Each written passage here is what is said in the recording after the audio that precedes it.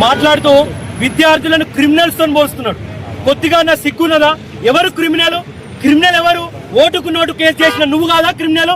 420 హామీలు ఇచ్చి అధికారంలోకి వచ్చిన నువ్వు కాదా క్రిమినల్? నీ కాంగ్రెస్ ఎమ్మెల్యేలు, నీ కాంగ్రెస్ మంత్రులు ప్రతిరోజు ఒక అవినీతి ఆరోపణ.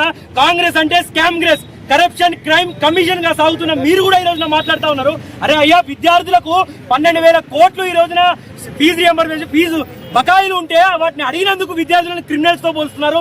ఎంత దౌర్భాగ్యం అండి! ఈ రాష్ట్రంలో విద్యార్థులు బతకాలా? ఏం చేయాలి?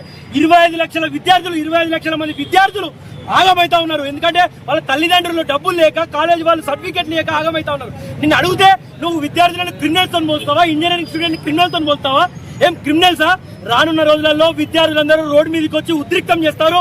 రేపు రానున్న రోజుల్లో విద్యార్థులందరూ కూడా కడితే ఏ విధంగా ఉంటుందో నువ్వు చూస్తావు. నువ్వు బేషరతుగా తక్షణమే క్షమాపణ చెప్పకపోతే నువ్వు వరంగల్కి వస్తే వరంగల్లో బీజేవైఎం నాయకుల స్వాగతం ఎట్లుంటుందో నీకు చూపిస్తామని సందర్భంగా నీకు డిమాండ్ చేస్తామని నీకు తెలియజేసుకుంటున్నావు. కాబట్టి రేవంత్ రెడ్డి ఇట్లాంటి చిల్లర చేష్టలు, చిల్లర వ్యాఖ్యలు చేసుకునేదే ఖబర్దార్.